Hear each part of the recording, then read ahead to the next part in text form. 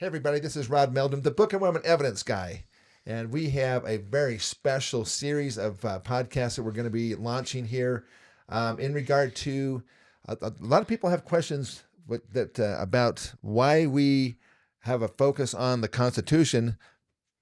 What does that have to do with the Book of Mormon? If you're a Book of Mormon Evidence guy, why are we going to talk about that? So actually, I have with me today the son of one of the foremost, what I would consider to be experts on the Constitution, a patriot, a fighter, and this is my dear friend Lee Andersen. I first met him actually when he was a bishop of the church out in Nauvoo.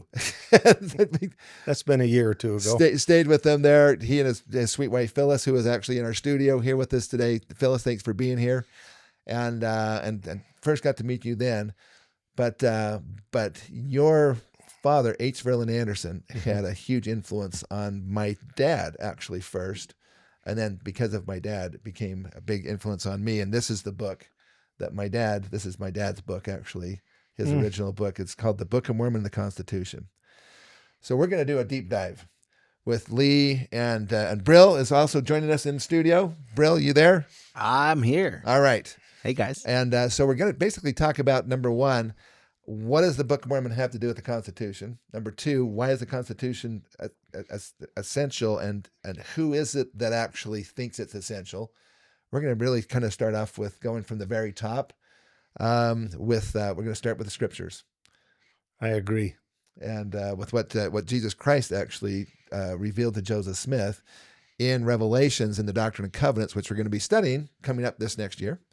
And then we're going to go into other prophets and what they've said about the Constitution. And then we want to talk about some deep dive on things that your father actually unraveled, and that you have been a student of his, obviously, and you have your own deep understanding of the Constitution. So we're going to that's going to be kind of the order of these. We're excited about this. I can't wait. This is something we don't see a lot of. It seems like nowadays we don't hear a lot of talk about the Constitution, but we feel it's critical. Absolutely critical. Critical to our lives now, critical to our children, critical to the church. Mm-hmm. All things that we have right now are based on constitutional principles if followed correctly. Yep. So I hope that we are not going to offend anyone, but if we do, we are sorry, but we are going to talk about what the Lord said and what the prophets have said. And if you're offended by that, you might want to take a look at your positions. Anyway, so that's putting it, we're going to be hitting it pretty hard here, because there's been a huge slip away from the constitutional principles that were done. Now as a beginning, kind of a caveat though, we although we are definitely constitutionalists, the Lord said that the ultimate, the best government, basically, says if you could have always a righteous king, that the Lord will be our king. So until the Lord is reigning as king, the Constitution of the United States and actually the laws of Mosiah in the Book of Mormon were the only two law systems that were actually justified by God, given to us by God. Yes, yeah, and endorsed, if you will. Yes. So we're going to just jump right into. So if you have your scriptures handy, pull them out, or you can just take a look at this. As we're going to go to Doctrine and Covenants, section 98. So this is DNC 98. This is the church's website, so you can see what we're doing here. This is a revelation given through Joseph Smith, the prophet, at Kirtland, Ohio, August 6th of 1833. It's just 3 years after the first edition of the Book of Mormon came out. Revelation came as a consequence of persecution of the saints in Missouri. Increased settlement of the church members in Missouri troubled some other settlers who felt threatened by the saints' numbers, political and economic influence, and cultural and religious differences. In July of 1833, a mob destroyed church property, tarred and feathered 2 church members, and demanded the saints leave Jackson County. Although some news of the problems in Missouri had no doubt reached the prophet in Kirtland, the seriousness of the situation could have been known to him at this date only by revelation. So in it, he basically we're gonna just jump right down here to verse number 3. And in verse 3, the Lord tells Joseph Smith. Verse 4. Okay. Verse 4, he says, "And now, verily I say unto you concerning the laws of the land, it is my will," this is the Lord's will, "that my people should observe to do all things whatsoever I command them." That's first and foremost. In other words, we are duty bound to follow God first before any secular government. That is the first law of heaven, obedience. Yeah, exactly. Okay, so, but then he says in verse 5, he says, "And that law of the land which is constitutional," now that's a small c. Okay. What do you think? Does that mean anything? Because a lot of times when it's talking about the Constitution of the United States, it's a capital C for the Constitution, meaning the actual document itself. Right. It is referencing the document itself. Small c are all the subsets or headings that are to be applied there. I think one thing we need to understand right now, this is going to be almost off topic in one sense, and that is to understand what a law is. And we always say that the Constitution is the law of the land, and yet the definition of a law is someone or some statement that has a punishment or a reward for being obedient to that law or being disobedient to it. And so when you read the Constitution, I don't think you find anywhere in there either a punishment or a statement of a blessing. It's just the Constitution. So basically the Constitution, capital C, gives us the rights to make laws which should be, small c, constitutional, meaning following those principles which the Lord has given us. Yeah. In fact, that even what it says, that the law of the land which is constitutional, supporting that principle of freedom and maintaining rights and privileges, belongs to who? All mankind, and is justified by the Lord. So these principles of freedom and maintaining rights and privileges is actually literally a gift from the Lord. Yes. And it says, "Therefore I, the Lord, justify you and your brethren of my church in befriending that law, which is the constitutional law of the land." So as you support it, basically God is saying that you're justified in supporting this. And you receive blessings for doing that. Yes. Yep. "And as pertaining to law of man, whatsoever is more or less of this cometh of evil." So anything more or less than the constitutional principles or the constitution of the land is actually cometh of evil. And we're going to talk about that when we talk about one of your other books that your dad did, which another one this is kind of an older copy as well. But it's called The Great and Abominable Church of the Devil. What exactly is the Great and Abominable Church of the Devil? We're going to get into a deep dive on that later in one of the later podcasts, right? Yes. Yes. Because that's to help with that understanding. And so it says, "I, the Lord God, make you free, therefore ye are free indeed. And the law also maketh you free." Now, this is a fascinating one because I've had quite a few opportunities to talk about the difference between freedom and liberty. And freedom, there is a difference. There's a big difference. Freedom, I believe, maybe I'm going to just throw you on the spot here for just a second. But I personally believe that freedom is an immutable law of the universe, if you will, and even God is subject to to freedom. Yes, to the laws of freedom. I agree. But freedom is interesting. In Noah Webster's 1828 dictionary, it talks about freedom as being without any restraint, either moral or physical. So basically, no restraint. And we know from a secular standpoint that freedom can be considered really anarchy. No restraints whatsoever. That's what freedom is. There's no bounds set. That's right. That is the trouble with when we think of freedom. And when you go back, particularly in the Book of Mormon, I believe it's found in Ether 228, where it says, "Wherefore men are free according to the flesh, and they are freedom, to choose liberty and eternal life." Okay, now you're jumping ahead already. And that's liberty. That's awesome. Yeah, that's exactly right. That's what I've been. I discovered that probably about 5 or 10 years ago. There's this big difference between freedom and liberty. We're actually going to go through that again. So, stay tuned, because we're going to be kind of going through the actual quotes from Noah Webster's 1828 dictionary involving freedom and liberty. But being free is something that God cannot restrain freedom. Freedom is I Fundamental part of life.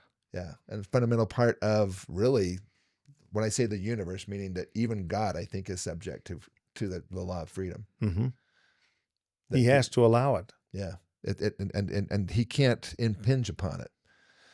But anyway, so it says, therefore you are free indeed, and the law also maketh you free. A lot of people would disagree with that, especially nowadays. They wait a minute, but the laws are built to restrain you. How is that causing freedom? And I don't know. I'm going to give one quick example. Maybe give us another example that you can think of. But when you are subject to the Ten Commandments, for example, and it says thou shalt not kill. Okay, it doesn't actually say thou shalt not kill. It says thou shalt not take innocent life, basically, right? Yes. Anyway, so when it comes down to the laws, it's kind of like guardrails. They're there, and yes, they do restrict you, but they restrict you from going off the cliff, from going off the edge, from having other things that would be more detrimental to you than it is to remain on the road.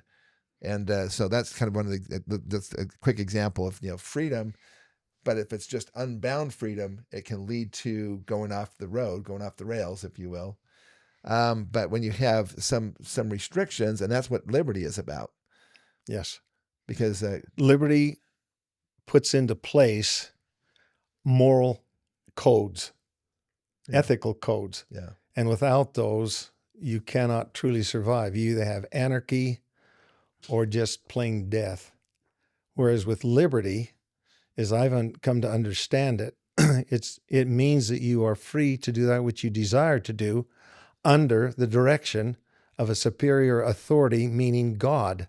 Mm-hmm. And actually it refers to the laws of nature, and of nature's God is the way it puts it. Yep, exactly what it says. So I actually have a comment on this. I was having a conversation with a good friend of mine in the city council. We were dealing with a bunch of different things.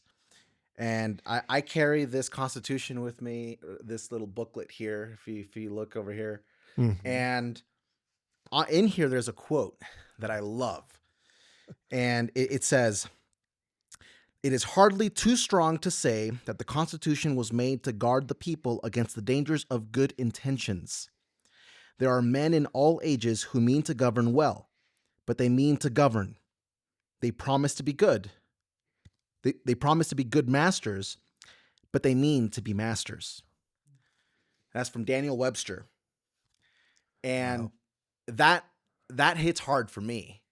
That's one of the entire purposes of the Constitution. Well, that's the challenge that we face today, is that those who have good intentions literally fulfill that statement that's often made: the road to hell is paved with good intentions. Yeah. And that's the problem, is if our intentions are to force or restrict another against their will, mm-hmm. then we have overstepped the bounds of propriety and overstepped the laws of God. We are free so long as we don't infringe on another person's rights and liberties. Right. It's kind of like somebody once said that your freedom to punch somebody in the face ends at their face. Yeah. And I think in our society, we've kind of lost sight of the fact that freedom gives you the ability to make decisions, but once decisions are made, you don't have the right to avoid the consequences resulting from the decisions that you've made. Correct. In fact, that's the whole purpose of all of Dad's books. They literally define and lay out before us what God wants us to do, but he tries to recognize that the difference between liberty and freedom are also maintained. And this is the point that Dad is trying to make in all of his books. We are bound to do what we covenant to do. And so often we don't fully comprehend what we have covenanted to do.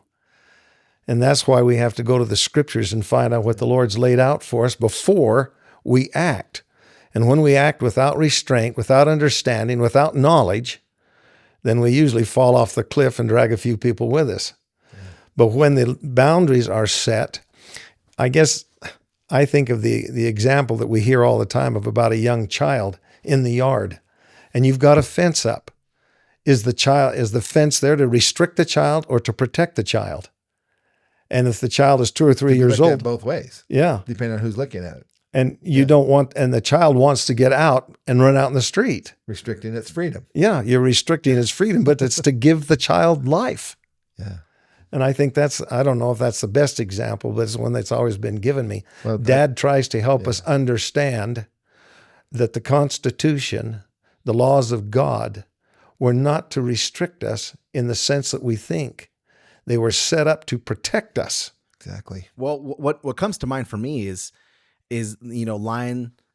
precept upon precept, line upon line, right? It's like you can't just jump to the end and have full understanding. That's why we have to be patient as to how we're being taught and how we're learning, precept upon precept. Because what I know now as a convert, what I know now is I probably would not have accepted it when I first got baptized, because I wasn't ready for it. I was ready for baptism, but I wasn't ready for the rest of what I've learned. But now I am, and I'm like feverishly looking through everything to do my own research. Mm-hmm. Yeah. Well, there's so much that comes to my mind, and I like to maybe even make it into a health thing. We have Section 89 of the Doctrine and Covenants that talks about the word of wisdom, which is a set of some people consider it restrictions, but actually they open up more literal. They can open up more literal years to your life, healthier years. If you have a restriction against banning smoking, for example, I mean, it's kind of like I've heard people say that cancer cures smoking. So if you don't obey the laws of the natural laws, ultimately you're gonna push up against the natural laws, the natural consequences of the choices that you're making.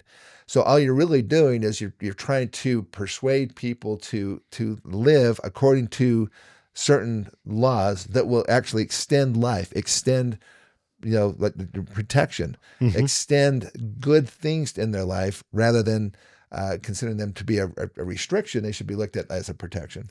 And I guess that's one of the challenges that we face when we start looking at laws. And we're going to make like he said, a deep dive into understanding what laws are for, how they are to be applied, and who should apply them.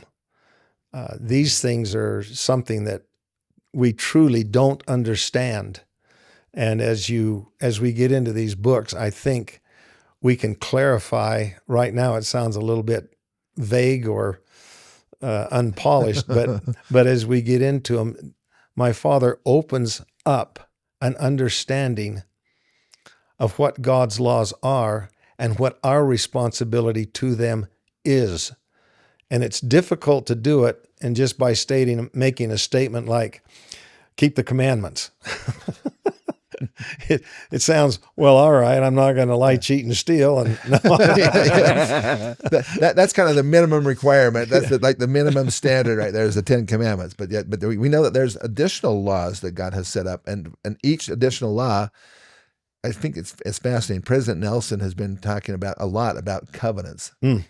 And that we're going to kind of be focusing a lot on covenant making and covenants and so forth this coming year with the study of the Doctrine and Covenants.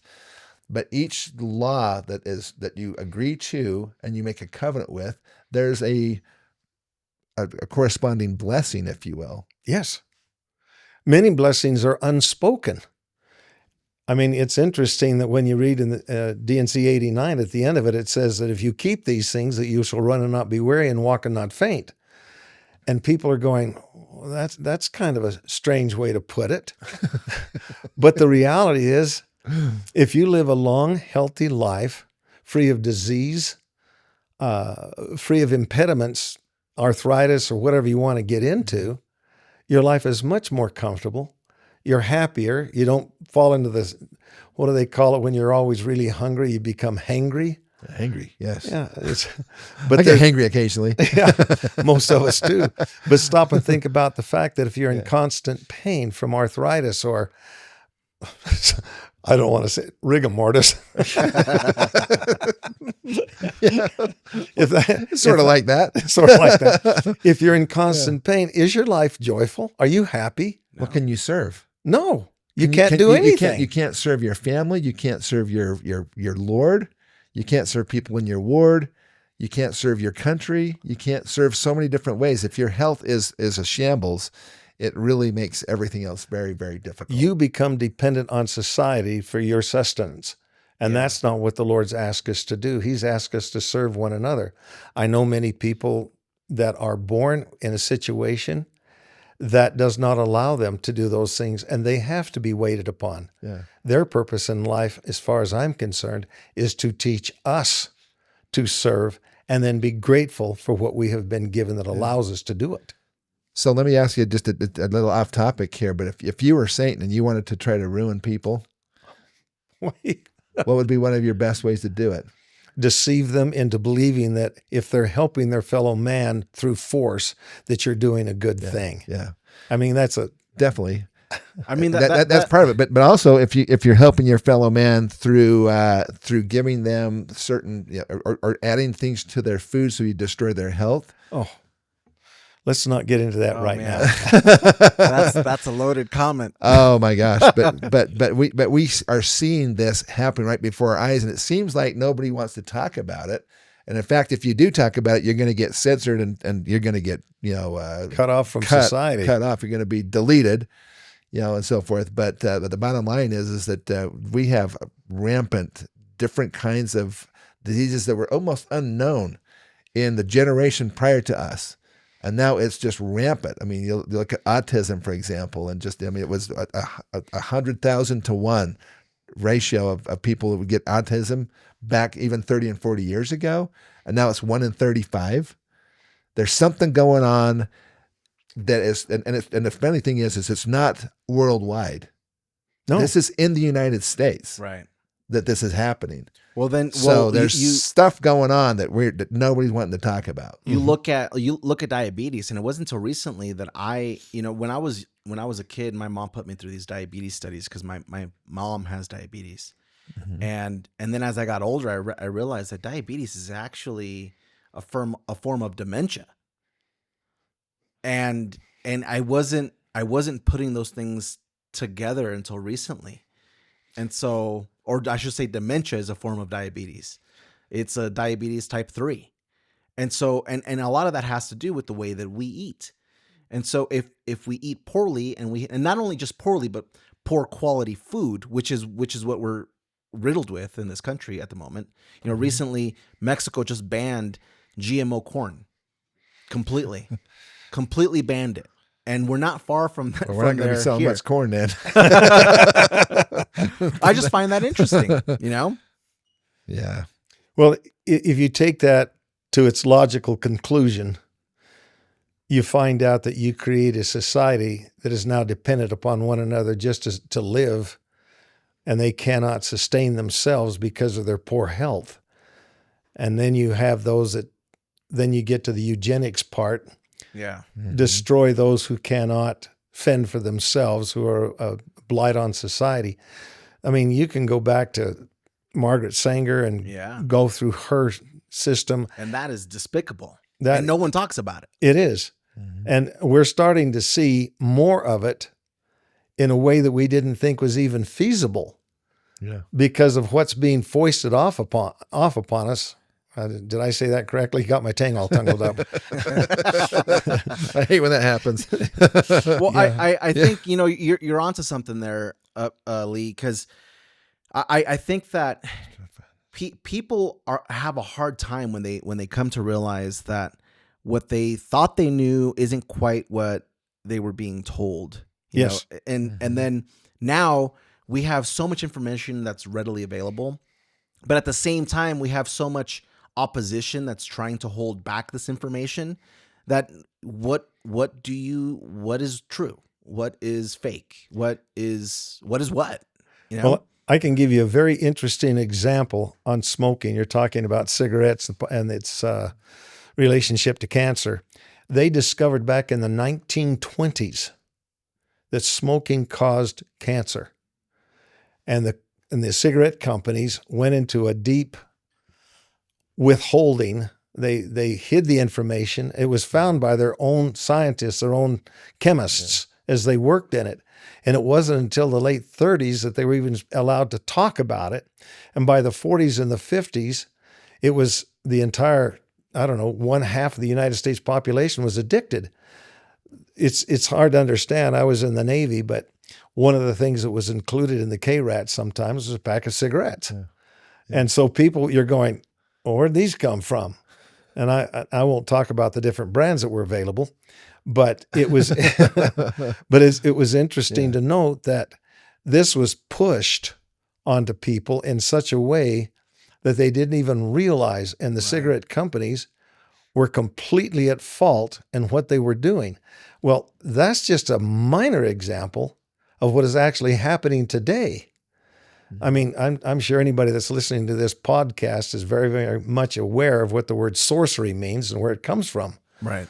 The Greek version is called pharmakia and the pharmaceuticals. And it's interesting to read the scriptures, and it talks about the sorceries that surround us in the last days. Now, that's just a minor example.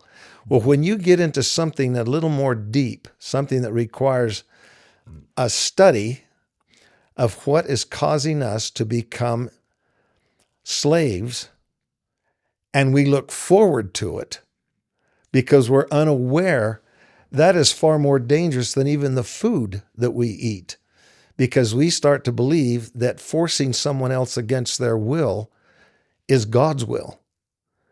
Satan has managed to deceive us and twist us to the point that it's hard to say it, but what we do is we enforce Satan's plan on one another and call it good. And yet the scriptures are very, very, I think, poignant in the way they put it, very direct, that when we start calling good evil and evil good, we have truly fallen into the hole. Yeah. Yeah, I think it's fascinating, though, as I've considered a lot of these different things, just like the example with the child and having a fence in the yard. People can look at that in two different ways. Right. Restriction, or is it protection? And really, God is kind of a God of dichotomies, and I think it's set up that way on purpose. Because it forces us to choose. On the one hand, for example, he says, "Thou shalt not, murder," basically, right? Mm-hmm. But then on the other hand, he has Nephi taking Laban's life for the better good of the posterity of Lehi and forever, that happening. There's a lot of dichotomies that we see, and I think part of it. And this goes into maybe a little bit about why we don't hear a lot of things coming down from church authorities today and involving the Constitution. So because it's a worldwide church. So some people say, well, if it's all rah USA kind of thing, then does that hurt the church message going out to the world about the gospel if it's kind of USA centric? And that's one thing that I've had to kind of struggle with as well. But the bottom line is that I think that God needs us to be able to make choices. That's the whole purpose of life. Right. That He can't just spell it out for us. No, he requires us to make decisions. Yeah. Where he said, "I gave unto Adam his agency in the Garden of Eden." He actually gave it to us before that. We had to choose to come to earth. Yeah. And so agency has been the ultimate, I don't know what you'd call it, law? Yeah. That we must abide by. We must have agency to choose. And if God didn't give us agency, he would cease to be God. Yeah. And so we walk into a trap in one way, and yet it's an open-ended trap it's not a trap. That's a wrong way to put it. It's a funnel that we go through, and that we have to go through to learn. When we were in the pre-existence, started there. I was just going to say it started in the pre-existence. When we saw God with a body and saw what he was capable of doing, that's where we wanted to go. That's where we wanted to be. Yeah. It's the ultimate goal of every person that was in the pre-existence. Get a body and become like God. That was our goal. Mm-hmm. And God said, you see what I have, and I want you to have it. And so he laid it out for us. Yeah. And then you have Christ basically says, okay, you heard it. Okay, so now this is how we're going to implement it. Yes. Okay? And then Satan had a different way of implementing it. Oh, yes. And this is, I think, one of the fundamental difference between proper role of government, the proper establishment of law, mm-hmm. and things. This is where the difference lies. I think. And that is in intent. What was God's intent is to bring everybody to him. Satan's intent is also to bring everybody to him. And Christ's plan was to also bring everybody to him, but according to certain principles. And this is the same war that's being fought even today. Oh, yes. Where you have basically people saying, you know what, it's the fence around the child is better for the child. Okay, but once that child grows up, is that fence still better? A better deal? Probably not, because with further light and knowledge, this child now doesn't need that fence to protect him anymore because he understands what's beyond the fence. So there's a really interesting aspect of this, because it has so many dichotomies in here that are just like, okay, it can be looked at from both directions, and really both Satan's and Christ's plan seemed like they would work, but there was a problem. Satan's plan would never work. Nope. And the reason why is because if somebody else makes the choices for you, you can never learn to make the decisions that are required to be like God. God has had to learn how to make these decisions. He's had to make the choices between these two differing things. And only by making those choices can you learn to become like he is. And he knew that. Christ knew that. Satan knew that, but he wanted to circumvent it. And because he was going to do that, then he wanted the credit. It's interesting that we have gone through this discussion right now. It sounds a little long-winded and maybe even out of bounds in trying to head toward what my father wrote and how he wanted them implemented. Yeah. But at the same time, without a very, very strong basis to understand where Dad was going with his writings, and that's what we're trying to cover right now, that this battle started in the pre-existence, but we lived in the presence of God where our decisions became very, very eternal, because every decision we made in the pre-existence was made in the presence of absolute knowledge. Yeah. Everything is before God present. So he knew the past, the present, and the future of every one of us. And at the same time, he understood that if we wanted to become like him, we had to have a body. But when we got that body, we had to know how to utilize it for the greatest good in his way of teaching it, his way of doing it, not Satan's way. And that's the challenge that we face now. And it's the challenge Dad faced when he wrote each one of these books. I'm not sure that how to dive into this, but each one of these books was written with a certain audience in mind. And that's what is so interesting, is you stop and think, what? Yeah. Well, he says the same thing over and over, but he says it a different way each time. And in its presentation for that audience to which it was intended, all of a sudden it makes more sense to them. Yep. But those who do not get it, I'll just show you this book here. Since we're talking about all the things that are going on, this book here, Many Are Called But Few Are Chosen, was written back about 1966 or 67. I don't know exactly. I have that copy, and I actually have it over here. I didn't bring it over. I've got a ton of books to show you guys. This is one of the originals. Yeah, this is awesome. It was gold colored. This is faded because of sunlight and stuff like that. I found out that thing's worth its weight in gold almost nowadays because you can't find the originals anymore. Yeah. But that book, he was in 1968. I believe I've got the year right. If I'm wrong, correct me, but he was in the state legislature. And he kept running into this problem that we're talking about right now. Mm-hmm. Do you rule people by force, or do you allow them their agency? And so he took and gave a copy of this book to every member of the state legislature and asked them to read it. And I thought, is that who this book was intended for? Was the state legislatures? And the state legislature, I guess, as I should call it properly, but legislators. Yeah, the state legislator. Anyway, it just dawned on me when I was reading that and understanding that he was in a body that was making laws to govern people against their will. In fact, Dad managed to achieve one of the very interesting, what would you call it? He got one of the rewards there that was kind of interesting. He was voted Mr. No several years in a row and got a plaque for it.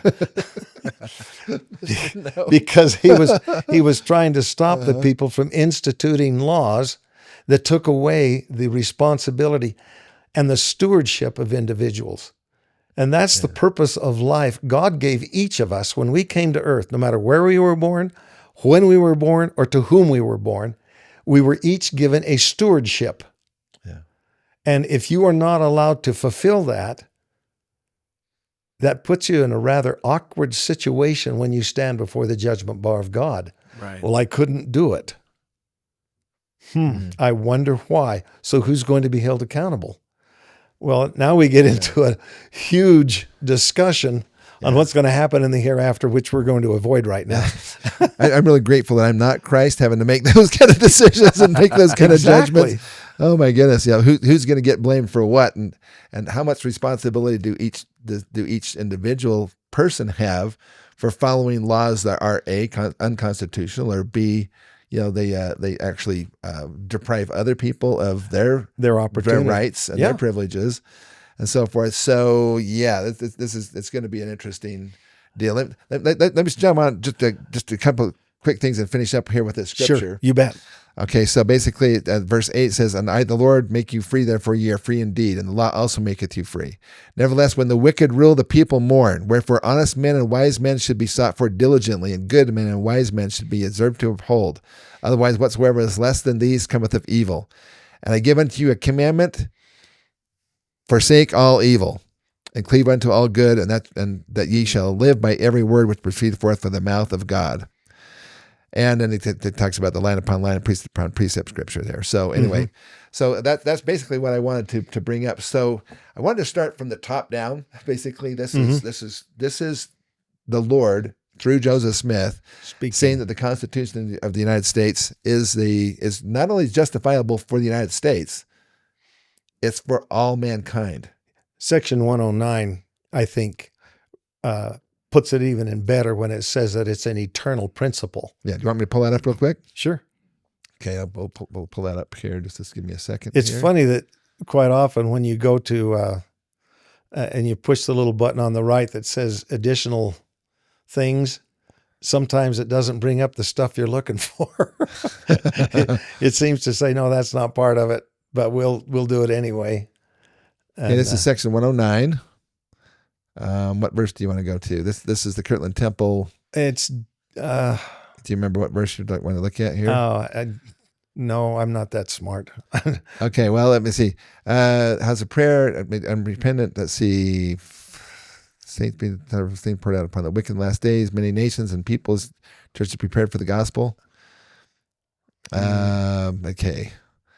This is a long. Just look at it. Can you just pick out a word Constitution and it should bring it up if you have that capability. Yeah. Sorry, I don't have scripture notes up right now. But let me see here. Should be able to. Let's go up here. Section 109. Find it. Constitution. While you're finding that, one of the things that came to my mind as you were speaking earlier, I think, you mentioned that because the church is now a worldwide church, that we've stopped talking a lot about the Constitution, and you've had some struggle with that. And for me, you know, my dad's from Mexico, and my mom's from El Salvador. And if you've been keeping up with things that are going on in some Latin American countries, El Salvador has completely done like a 180. They are a thriving nation now, and I've over the last year and a half, 2 years, I've just been looking at how many countries, how many countries have modeled their constitutions after ours, and Practically all of them. all of them. Over 160 nations out of 170 nations have modeled their constitutions after the United States Constitution. Why? Exactly why? Why is that the case? Now, here's another fact. When we went to the Tunisian embassy earlier this year, for the first time ever, I found out that the country of Tunisia was one of the first nations that recognized the United States as a country. Mm-hmm. Well, Tunisia had a little, shall we say, urging. If anybody remembers the Barbary pirates and the shores of Tripoli and all that went with it, yeah, they got an understanding that was imposed upon them in a way. They decided to recognize the United States instead of continuing to get destroyed. Well, they kept capturing the sailors, and then they would sell them back to the United States. And literally, I think it was in 1804, something like that, over half of the United States budget was used to buy back sailors that had been kidnapped by the Barbary pilots. Uh-huh. And so that's why Jefferson, in the end, sent a little note to them that included a few people, and they made right that which had been being done wrong, capturing people. So Tunisia, yeah, that's true, but it was there's more to the story. There's more. There's always that story. There's always more to the story. It became very pleasurable for them to say, yes, you know, from the shores of Tripoli, that's in the Marine song, that's where it comes from. Yeah. And if you read the whole story behind that, it is incredible what those Marines did. Yeah, it is. Anyway, that's a whole nother story. But the point that I was trying to make is that, you know, it's unfortunate that we don't talk about the Constitution from the same way that we used to, because we are now a worldwide church. But I think it's extremely important to recognize that many countries have established their constitutions based off of ours, and there's a reason for that. When you read the Book of Mormon and you read how they established their nations in this land, it's almost as if the modern constitution that we have today, through Revelation, being in this promised land, came to be again in this promised land, because we were ruled as nations in the Book of Mormon times in a similar fashion. And I think it's important to recognize that. You know, Dad tries to point out that very fact that the Book of Mormon covers, if you go from Ether, which is about 1,500 years before Christ, maybe 2,000, until 421 AD, when Moroni was buried the plates, it covers 2,500 years or so, and yet 40% of the Book of Mormon only covers 125 years. Right. And that happens to be the reign of the judges, starting with Alma and going through to the Savior. Yeah. And so Dad was trying to point out the fact, we get the Book of Ether and it covers all these different things, but if you read the Book of Ether, how many times does Mormon or Moroni inject a few things concerning us over and over? Many times. I see your day. I know what you're doing. You and I are going to stand before the judgment bar of God.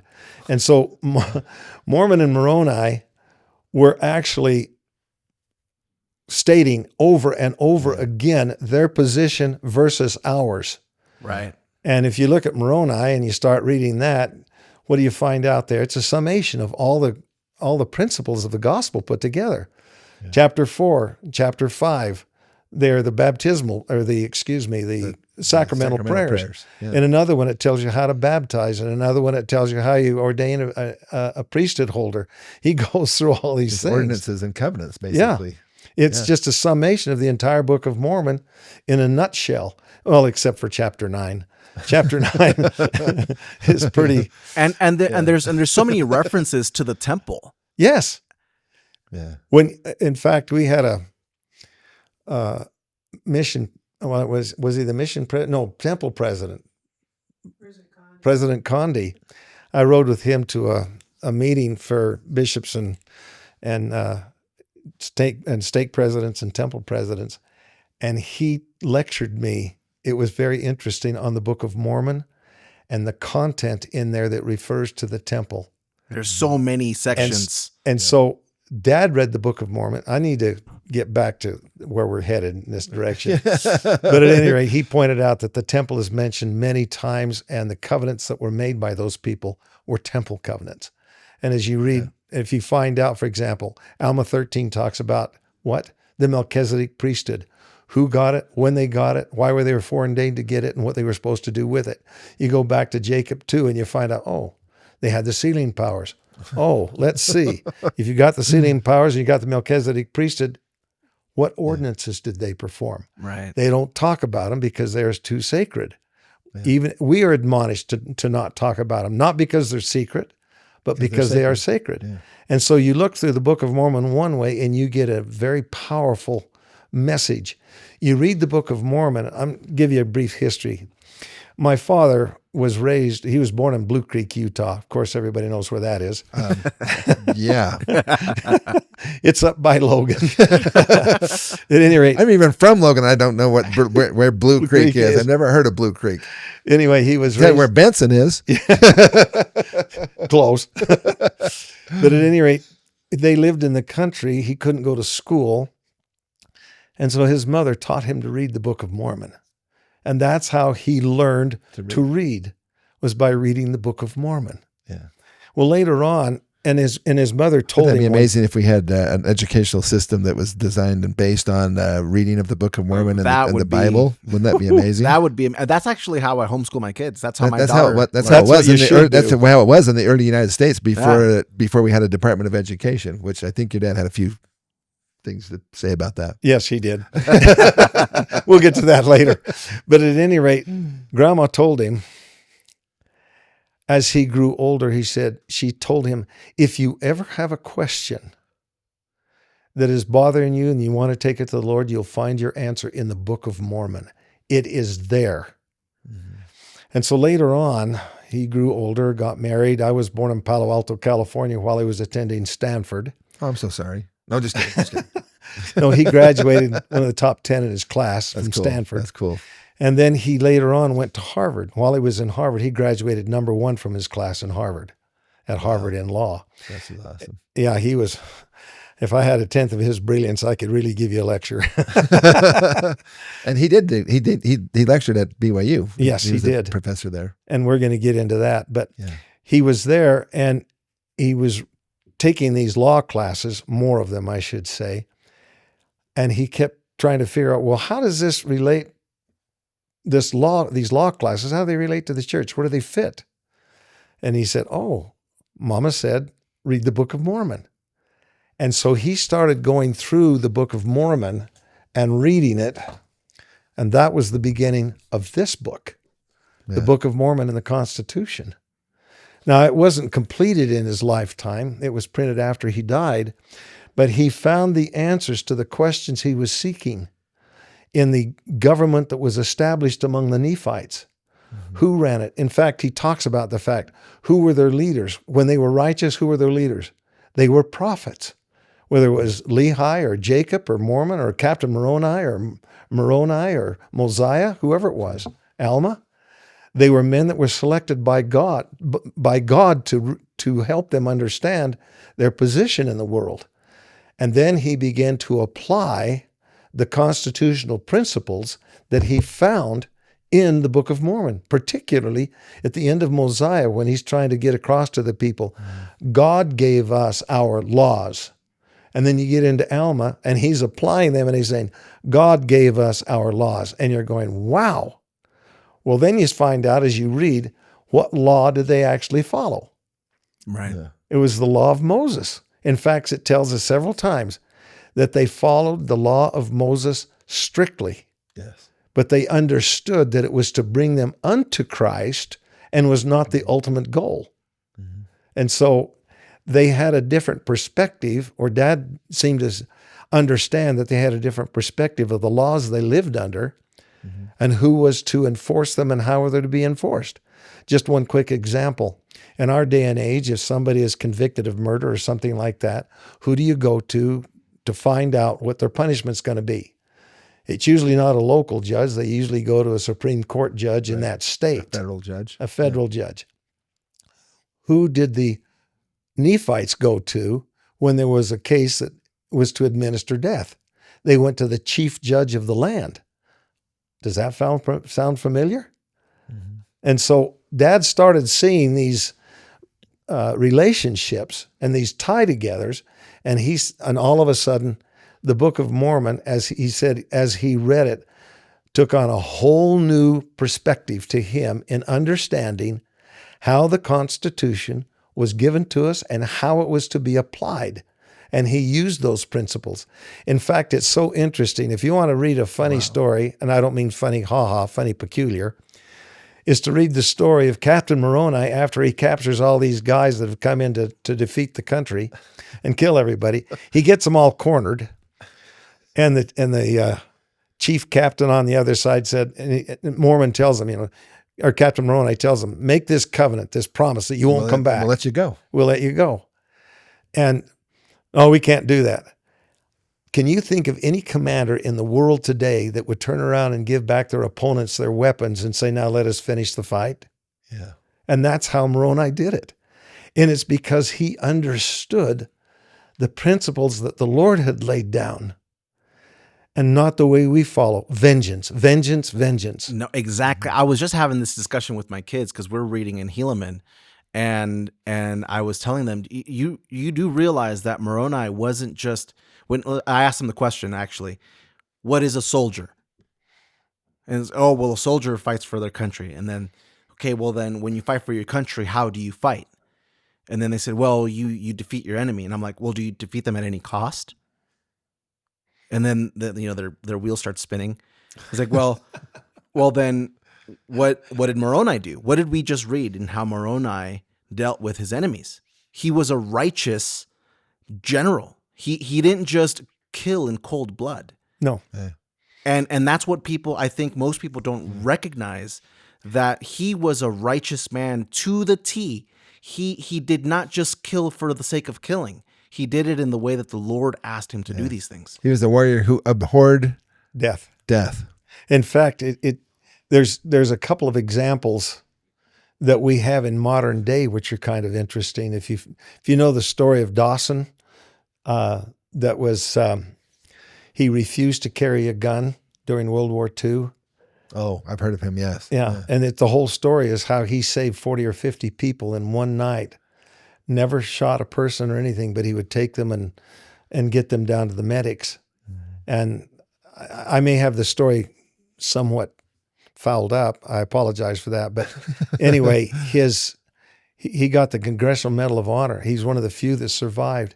And he kept saying to himself as he took one wounded person after another and lowered them down to the people below, one more, Heavenly Father, let me get one more. And then he would go out and haul them in. And the other one that we have is the story of the miracle at... Qui-Gon? No. Huh? Gapyeon? Gapyeon. Miracle at Gapyeon. Yeah, Miracle at Gapyeon, yeah. And that's where we had... Brad Taylor. Taylor, yes. That mission president.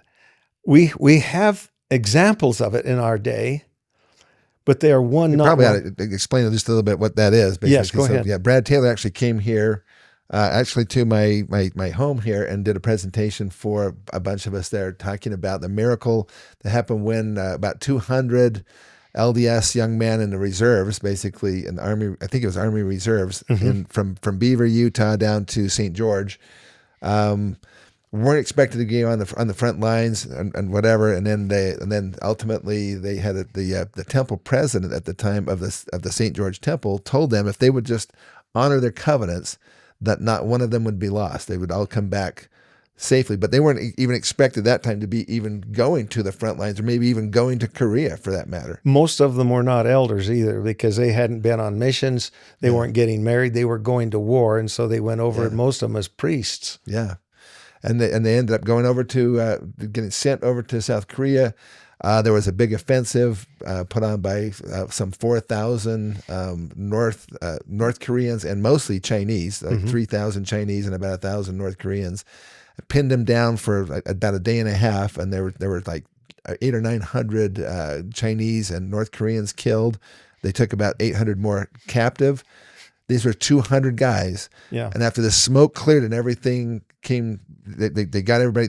A lot of them were shot up somewhat, but not one of those young men died, just like it was prophesied. Just like that.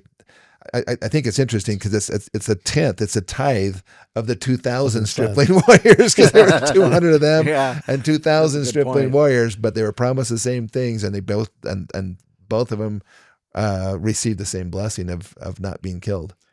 And so awesome story. Yes, and my whole point is that as we come to understand what the Book of Mormon promises, and as we live our lives accordingly, we receive blessings that for most of us are even unspoken and unrealized. In fact, when they were interviewing some of these men that were in that battle over in I can't even say it right. Phyllis knows how to say it. Gapyeon. Yeah. They said it was years later that they finally realized that the promise that they had been given was fulfilled. And I look at our lives, and we have the same challenge, where God's laws prevail in our lives, and when we recognize them, we become much more available to His blessings, and then we become more recognizing of what we are being given. And the whole point of Dad's books are to help us understand the blessings that we have been promised, and I think you've talked on this several times, that are attached to this land. Yeah. And we were, just before this broadcast started, we were talking about the different, we call them the 4 Ps of the Abrahamic covenant. Yep. And they are promises that are given to us on this land. Dad tries to point out in his books how we are able to take and receive those blessings in our personal lives. Yeah. But they require us to live the law. I guess we can refer to it in another way, the law of the gospel. He always refers to it as a golden rule, which it is, but the books try to point out how we literally remove ourselves from those blessings because we fail to live up to the blessing or the covenant that we've made. Yeah. And that's his whole book. And that's why this particular book, many are called, few are chosen. It's just a small pamphlet. I mean, the thing is like 80 pages long. You could read it in an hour. They're small pages. Yeah. Well, yeah. I want to just do a couple of quick things here. Yes. Number one is that you brought up before, section 109, and it's verse 54. Yeah. Got that figured out. And this is what it says. It says, "Have mercy, O Lord, upon all the nations of the earth. Have mercy upon the rulers of our land." Now, you have to understand that in Joseph Smith's life, they weren't very merciful with him or the saints, and had no protection and so forth. That actually, one of the governors actually issued the extermination order, Governor Boggs and so forth. There, he says, may those principles. Again, he's talking about these principles, these foundational principles. Yes. Now, the Constitution is an embodiment of that, but the laws of Mosiah also had the same basic principles in mind. It says, which were so honorably and nobly defended, namely the Constitution of our land by our fathers, be established for how long again? Forever. In other words, this is not just a temporal government for a restricted length of time or a limited length of time. Yeah. They are eternal principles by which God lives, and He expects us to live by them also. Yeah. Well, that's so we're going to have, okay, so everybody hang on, because we're going to take this will be our first of several episodes. We don't know how many this is going to end up being, but it's going to be awesome. But just before we I want to reiterate. So we're going to be talking about some really important things. We're going to be talking about this the Constitution itself. Why is this important? What have prophets said? If you want to know what different prophets have said, we're going to do a deep dive. It won't be by any stretch of the imagination all of the quotes, because it would take us hours to go through all of the quotes that I don't even prophets think we have done. all the quotes available. Yeah, but we're going to go through enough of them that you get the idea that the Constitution has been approved by not only the Savior here in sections that were received as revelations by the prophet Joseph Smith, but also by other quotes that are not in our scriptures but are from prophets, prophetic leaders. And then we're going to go into more depth and detail about the discoveries that your father H. Verlan Andersen made, and just a kind of a reiteration. So we're going to be talking about several books. Now Lee just brought up this one here: "Many called, our feet are chosen." And then the Book of Mormon, the Constitution, is another one. The Great and Abominable Church of the Devil, which is a really fascinating one. That one would probably get us canceled on YouTube right there. Anyway, okay. And then let's see. Was there another one? Okay, yeah, The Moral Basis of a Free Society, which, by the way, I have. I showed you this when we walked in, and you were kind of surprised. But I have an early manuscript of the moral basis of a free society by H. Verlan Andersen, and I think does this have a date on it? I can't remember, but yes, it's 1975. 1975, and this book came out in let me see here real quick. It's 1995. So this was 20 years difference before when he had this. Well, this book, the Moral Basis of a Free Society. I'm pretty sure my dad actually was the one that got this. That would be great. That's interesting. I'm not sure where he got it from, but I got it from him. Well, you have to understand that the Moral Basis of a Free Society was originally the syllabus that was used by Dad to teach his students. Mm-hmm. And so he would, we have this, and then you have the lectures that he gave in Education Week. And so those are two separate books, but this syllabus, he refined it over 35 years of teaching business law at BYU, because the students would come in and he'd give them this test, and he found that every one of them was about 90% communist. They believed in government control of everything. Yeah. There's been others that have done more recent things, and BYU as a student body recorded almost like 90% socialistic understandings until they were shown this is what socialism is. And they go, oh my gosh, they didn't realize. Yeah. Well, Dad would give this test at the beginning of his course in business law, and then at the end he would give him the test again and see if he'd converted anybody. And so this book had by far, this particular book had by far the greatest number of revisions, provisions, and rewritings of all the others combined. It'd be interesting to compare this with the final. I was book. just thinking the same thing. I'm like, I'd be curious to see the difference between the 1976 printing and the 1995 printing. Yeah, it really would be. Well, that's what I'm saying. That's what it is. Well, Anyway. now, how all of these books basically, though, Moral Basis of the Free Society, all of these are currently out of print, right? You can't get them. You might be able to find them in a used bookstore, possibly. Well, you can find some people that are still trying to print them, but like the other day, this book here, just for fun, last night I went on the YouTube and I looked up on Amazon, The Great and Abominable Church of the Devil. If you want to get an original one, they're $108.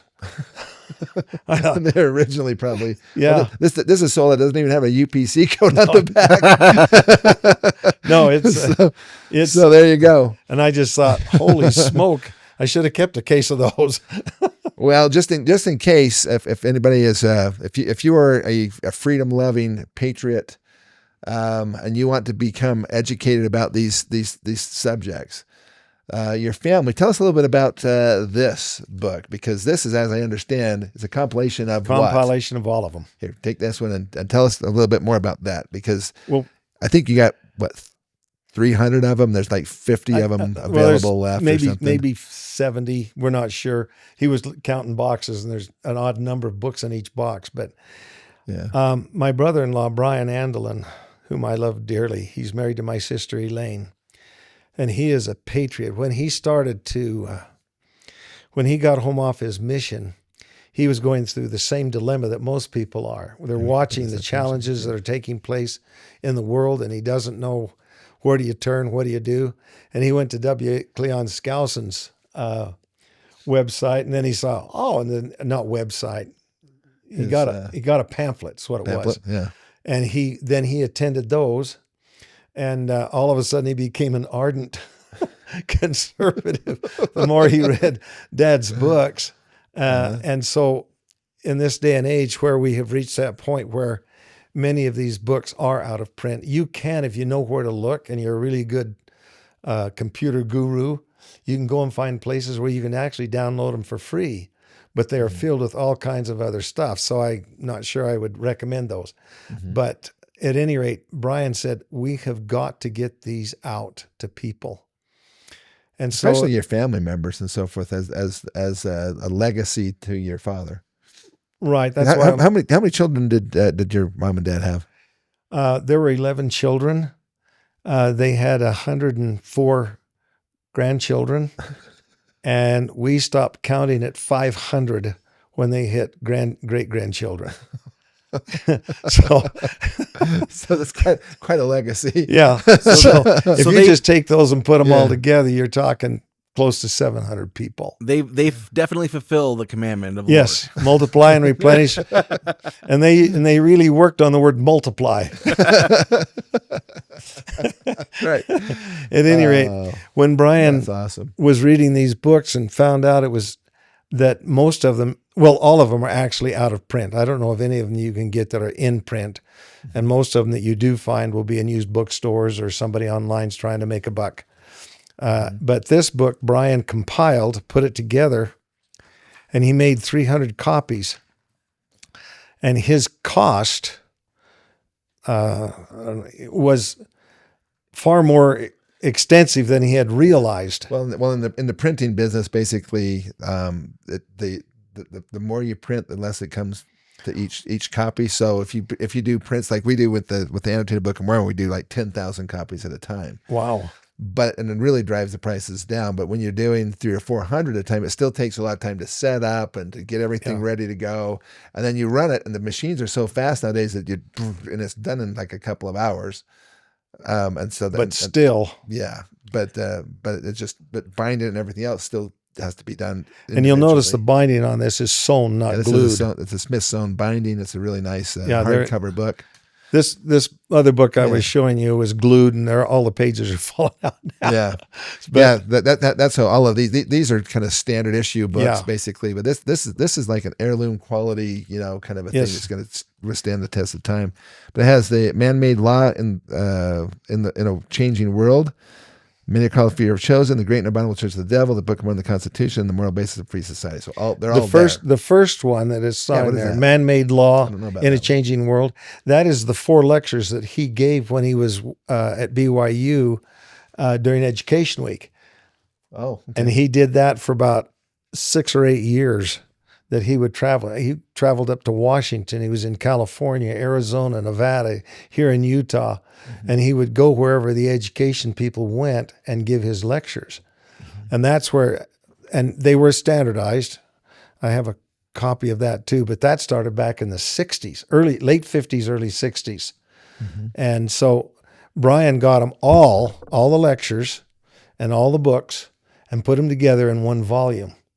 And I'm not going to say a price on them because those are Brian's books, but I just know that he spent over $12,000 getting those 300 printed. Yeah. And so he it's not cheap, and we actually have them available on our website in our bookstore. Oh. And if you want to pick them up, but there's only going to be 50 available, and I don't know if you're going to print any more. Well, he wants to print more, but again, it's going to take depends on how these go, probably. Yeah. Well, he's not independently wealthy. But he was so, like I say, we bought a bunch of them and gave to our kids. Yeah. We know people have bought them and given to their kids. So I know that the 300 he started with, I think he only has 50 to 70 books left. This is my personal copy. Yes. I think you signed. Did you sign it? I can't remember if you signed it or not. But anyway, Yeah. Whatever it is. But Anyway, I don't know if you want to try and get into the ebook thing at all. I don't know it depends on if are you thinking about doing that? Brian is thinking, he's working very hard to try and get it put into an ebook where you can buy each book for $4 or $5. Yeah. And now it's just an ebook on your computer. Yeah. But we have found that computers, as good as they are not immutable. I mean, there's still a lot of what in Word Radio they call us what is that? Stripling boomers. Stripling boomers. Okay. But a lot of us stripling boomers, we like an actual book that we can take a look at. So especially if people are thinking that that there may be a doomsday scenario or something going on. When you don't have power, you don't have computers, and you can't look at anything. You can still pop open a book and get information. All right, listen, we need to finish this. This is the episode 1. We want to encourage you to go and check out episodes 2, 3, 4, 5, and who knows how many we'll get to. We don't know where we're going with this yet. But it's going to be interesting. But listen, Lee, I really appreciate you taking the time to come out and to share this information. So we're going to be talking about prophets' quotes. We're going to be going into more of a deep dive into some of the works of your father and things. But we wanted to establish at the onset the importance of the Constitution from the Lord's standpoint. We don't hear a lot about this anymore. I think a lot of the younger generation doesn't know how critically important an understanding of the Constitution of the United States is. And that's why we're trying to get this information out there. Well, and there's one other thing I might add. I'm not going to try and explain it all now, but there was one specific purpose for the Constitution given to us in our day, and I'm talking about when it was given to us in 1797. That's when it was completed anyway. But what its real purpose was. And some of the things that I wanted to get into are like understanding the first names of those people who actually gave us our Constitution, what they mean, and did they fulfill their calling? Just one example. George means a preparer of the soil. Stop and think about that of George Washington and what he did in helping to establish the Constitution. Joseph means may God add sons. Goodness gracious. What is a smith? He is one who forms things out of raw material. Yeah. So if you look at Joseph Smith, like an ironsmith but if you look at Joseph Smith, he was adding sons from raw material. And that's basically what it is. He's adding sons to gods out of raw material. And when you look at George Washington, you can go through the names of, if you want to, you can go online and look up the first names of each one. Like John, what does John mean? Beloved. What does Oliver mean? Hey, no. We're gonna get to all those. Okay. Well, I'm just saying you can. But these are some of the things we're going to be talking about. Right. Also, we're going to be talking about something that was really important that a lot of people don't realize, and it has to do with: is there a connection between the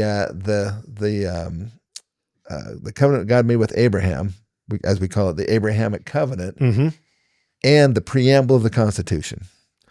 Oh, I don't know. We're going to talk about that. Okay, everybody. There's a real possibility. So hang on. We're excited about this series of podcasts that we're doing. If you like what you're hearing so far, you're going to want to see the rest of them. Go ahead and tap on the subscribe button below. If you will subscribe, then as these come out, then you'll get the notification of when the next one's coming. This is going to be a fabulous year coming up here in 2025 as we talk about the Doctrine and Covenants. We want to make a quick little pitch for the if you haven't already got it yet. I'm not sure where my copy is, but anyway, it's the Revelations of the Prophet Joseph Smith. It's we just got these books about 3 weeks ago, right there. And it has it's one of the annotated editions. Oh, Okay. series. I actually had it with me at Kimber Academy last night when I was doing a presentation, so I didn't bring it up here. But it basically has all of Joseph Smith's revelations in chronological order. So as he received them, you get that, and then along with the historical documentation from either his journal or other people's journals or church history that tells us what was going on in Joseph Smith's life at the time of each one of these revelations from God.